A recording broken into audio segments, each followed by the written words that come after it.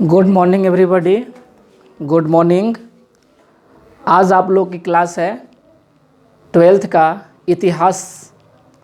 आपको आज पढ़ना है कि झूम की खेती क्या है या झूम की खेती कैसे करते हैं। हमारे भारत के लोग कौन से लोग हैं जो इस खेती को करते हैं और कौन से लोग हैं जो इस खेती को नहीं करते हैं।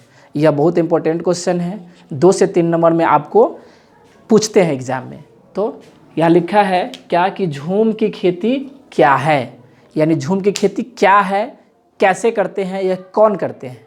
ठीक, तो आपको बता दे कि झूम की खेती वह खेती है, नोट करते चलिएगा कि झूम की खेती वह खेती है जिसे हमारे भारत के जनजाति समुदाय के लोग करते हैं।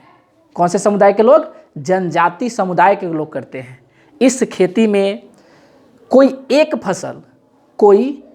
फसल जब उगाते हैं, उसके बाद जब वह फसल हो जाती है, उसके बाद कई महीनों के लिए उस खेत वाले ज़मीन को छोड़ दिया जाता है। और जब उसमें घास कूड़े करकट हो जाते हैं तो क्या होता है कि उस घास में पुनः कुछ दिन के बाद, कुछ महीनों के बाद दूसरी फसल उगाने के लिए उसमें आग लगा करके उसको राख के खाद के रूप में उपयोग करते हैं और उस खाद से उस खेती में उर्वरक के रूप में उपयोग करके अपनी उपज को बढ़ाते हैं। तो समझ गए कि झूम की खेती क्या है।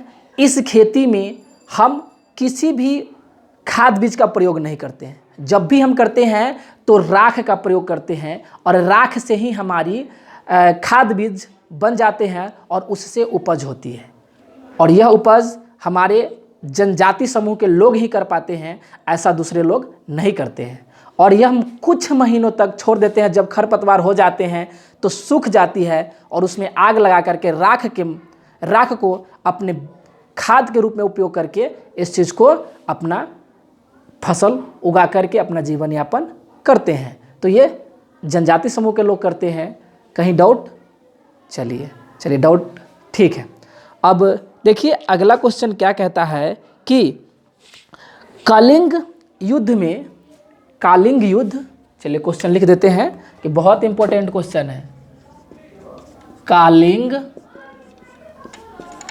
युद्ध के दौरान अशोक में क्या परिवर्तन हुए? ये अशोक है, सम्राट है, यानी अशोक जो राजा नहीं था उसी के बारे में।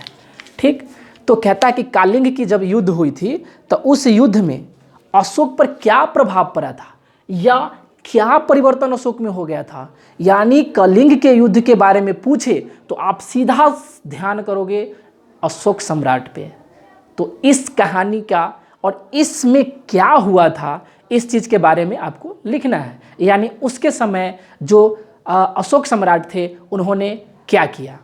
तो इसका आंसर में आप लोग नोट करिए। क्वेश्चन लिख लिए हैं? हाँ ठीक है, क्वेश्चन लिख लिए, आंसर लिखिए। चलिए लिखिए, सब नोट करिएगा कि लिखिएगा कलिंग के युद्ध में सम्राट अशोक की पराजय हुई थी। यानी देख लो, समझो, देखो अशोक ऐसा सम्राट था कभी युद्ध हारता नहीं था। कई वर्षों तक कलिंग के युद्ध हुआ, कितना वर्ष तक कलिंग की युद्ध हुई और उस युद्ध में इतने लड़ाई हुई कि हजारों लाखों सैनिक मारे गए थे इस केवल कलिंग के युद्ध में। अशोक अंततः बहुत चिंतित हो गया कि भाई इतना दिन से हम युद्ध लड़ रहे हैं और जीत नहीं पाए हैं अभी तक। तब उन्होंने ऐसा किया कि अपनी सेनाओं के साथ दुर्ग का दरवाजा तोड़ने के लिए उतावले हो गए और पहुंच गए दुर्ग के दरवाजे पे। अब वहां पे जब पहुंचे और दरवाजा को जब तोड़े तब कलिंग के जो राजा था उनकी पुत्री राजकुमारी तलवार लेके खड़ी हुई थी और वह सीधा ललकार दिया अशोक सम्राट को और बोला कि अशोक सम्राट, आपने मेरे पिता का युद्ध में हत्या कर दी है और मैं युद्ध, मेरे पिता हारे नहीं क्योंकि मैं अभी उनकी पुत्री जीवित हूं और मैं आपसे युद्ध करूंगी। अशोक सम्राट एकदम घबरा गए कि भाई देखो, हम इतना से युद्ध चिर लिए, इतना पुरुष को मार दिए, एक महिला होके हमको कह रही है कि युद्ध हमसे करिए। अशोक सम्राट एकदम अचंभित रह गए। तो फिर अशोक सम्राट ने क्या कहा, अपनी ढाढ़स बंधाए और बोले कि माता, मैं ना किसी भी स्त्री पर तलवार नहीं उठाता हूँ, किसी भी स्त्री पर तलवार नहीं उठाता हूँ, अतः मैं आपसे युद्ध नहीं कर सकता। तब जाकर के उस राजकुमारी ने कहा कि नहीं, आपको अगर कलिंग जीतना है तो हमसे युद्ध करना होगा, और युद्ध नहीं कीजिएगा तो आपकी विजय कैसी, और मैं युद्ध न करूं ऐसा हो नहीं सकता है, क्योंकि मैं अस्त्र शस्त्र की विद्या मेरे पास परंपरागत है, मैं जानता हूं इस चीज़ को, मैं आपसे युद्ध करने में सक्षम हूं, आप मुझसे युद्ध करें। अंततः यह बात चलती रही। तब जाकर अशोक सम्राट ने कहा कि इतिहास मुझे ललकारेगा, क्योंकि मैं जो कहता हूं ना वही करता हूं, कि मैं कभी स्त्री पर तलवार नहीं उठाया तो मैं आज भी नहीं उठाऊंगा, और अपने जीवन में कभी नहीं उठाऊंगा, और मैं अपराजय राजा हूं, आज अपराजय सम्राट हूं, यानी मैं कभी हारने वाला सम्राट नहीं हूं। मैं जो भी युद्ध किया हूं जीता हूं, और मैं इस युद्ध को नहीं जीत पाऊंगा, ऐसा संभव नहीं है। अंततः क्या करना पड़ता है राजा को, सम्राट को, उससे तो लड़ना ही पड़ता। और अंत में सम्राट ने कहा कि हे माते, कि मैं ना अपनी हार स्वीकार करता हूँ, क्योंकि इतिहास मुझे ललकारेगी अगर मैं आज स्त्री से लड़ गया तो, स्त्री पे तलवार उठा लिया तो। तब उन्होंने उस कालिंग की राजकुमारी के सामने अपनी तलवार को नीचे रख दी और अपनी पराजय स्वीकार कर लिए, यानी अपनी हार स्वीकार कर लिए।